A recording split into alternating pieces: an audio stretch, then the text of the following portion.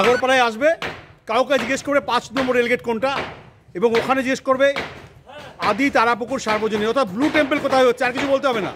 ব্যাস blue temple বলেই তোমরা চলে আসবে। পাসপোর্ট ছাড়া তোমরা ঢুকে যাবে কোথায়? একদম ব্লু টেম্পলে। না পাসপোর্ট, না টাকা পয়সা, পুরো পরিবার নিয়ে এত সস্তায় বিদেশ ভ্রমণ আমার মনে হয় না। ঠিক আমিও যেমন চলে এসেছি তোমাদের এই ব্লু টেম্পল দেখাতে। তাহলে চলো দেখি কিন্তু এই মুহূর্তে কেমন কাজ চলছে ব্লু টেম্পলের। চলো দেখা যাক। যে মূর্তিগুলো আরও থাকবে সেই মূর্তিগুলো তোমাদেরকে দেখাচ্ছে। এই দেখো, দেখতেই পাচ্ছ, মানে বলছি না, একটা সুন্দর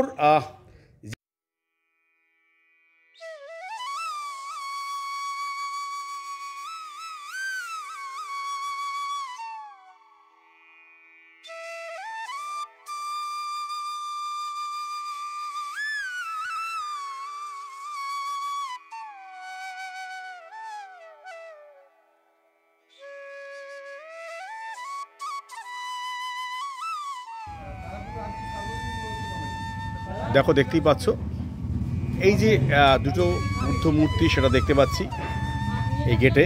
খুব ভালো লাগছে সত্যি, মানে এত দারুণ কাজ, যে শিল্পীরা কাজ করেছেন তাদের হাতের কাজ এত সুন্দর যে বলার কিছু অপেক্ষা রাখে না।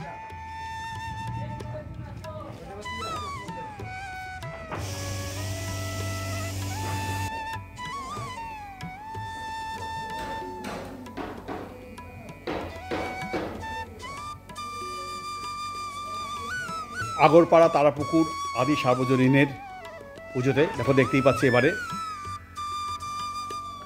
সত্যিই খুব চমকপ্রদ, সুন্দর মণ্ডপ। থাইল্যান্ডের ব্লু টেম্পল। এবারে শিল্পী পার্থ মাইতি দারুণ কাজ করেন তিনি। এর আগের বার এখানে আমরা বর্ণময় বেনারস দেখেছিলাম, তিনিই ছিলেন শিল্পী। এবছর দেখছি থাইল্যান্ডের ব্লু টেম্পল। দেখো, এখানে ড্রাগনের চোখটা আঁকা দেখছি, শিল্পী কিন্তু চোখ আঁকছেন এখানে ড্রাগনের। অর্থাৎ এই ছোটো ছোটো মোটিভগুলো কিন্তু সবগুলো কিন্তু বসেছে এই মণ্ডপে। তোমাদেরকে একটুখানি দেখাবো এই চিত্রটা।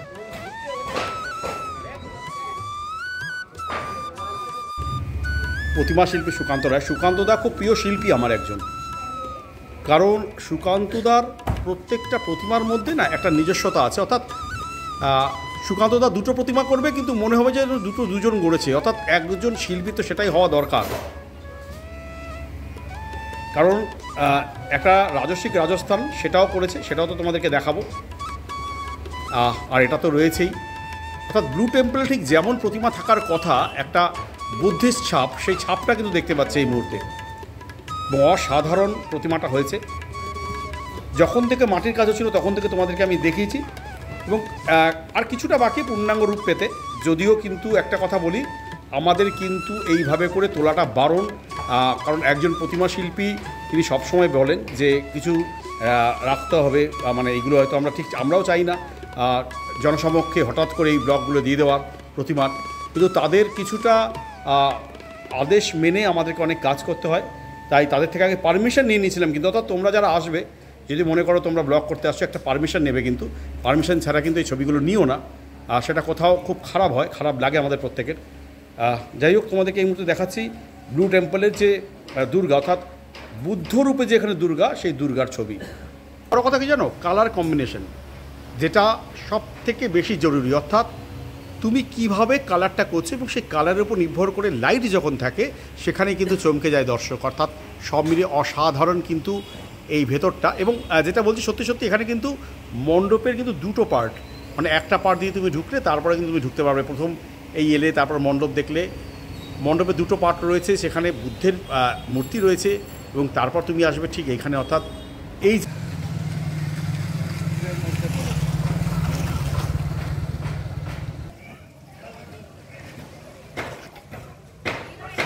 তারাপুকুর আদি সার্বজনীনের যে ব্লু টেম্পল আগরপাড়ার, আমি কিন্তু সেখানে চলে এসেছি এই মুহূর্তে এবং দেখতে পাচ্ছি একেবারে অসাধারণ। ঠিক ব্যাংককের ব্লু টেম্পল যেমন, ঠিক তেমনই কিন্তু ব্লু টেম্পল এখানে তৈরি হয়েছে। এবং আগরপাড়ার কিন্তু এটা শুধু আগরপাড়া বলবো না, এটা কিন্তু উত্তর 24 পরগনার এই মুহূর্তে সব থেকে আকর্ষণীয় মণ্ডপ হতে যাচ্ছে। এটা উত্তর 24 পরগনার বহু বড় বড় মণ্ডপকে কিন্তু এবার ছাপিয়ে যাবে আগরপাড়া তারাপুকুর আদি সার্বজনীনের এই যে মণ্ডপটি, যে মণ্ডপ প্রাঙ্গণে কিন্তু আমি এই মুহূর্তে দাঁড়িয়ে আছি। দেখো ব্যাংককের যে ব্লু টেম্পল, সেই ব্লু টেম্পলকে দেখতে পাচ্ছি। অসাধারণ শিল্পকলায় নৈপুণ্য কাজ।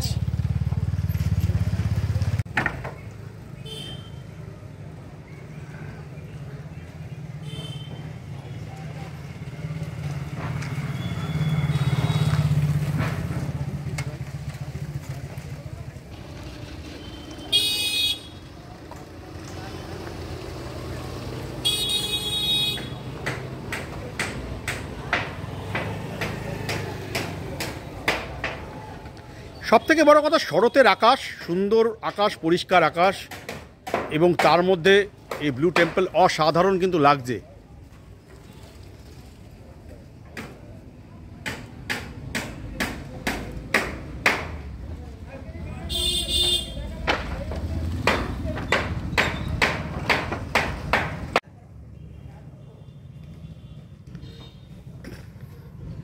দেখতেই পাচ্ছ সেই ব্লু টেম্পল, তারাপুকুর আদি সার্বজনীনের যে ব্লু টেম্পল।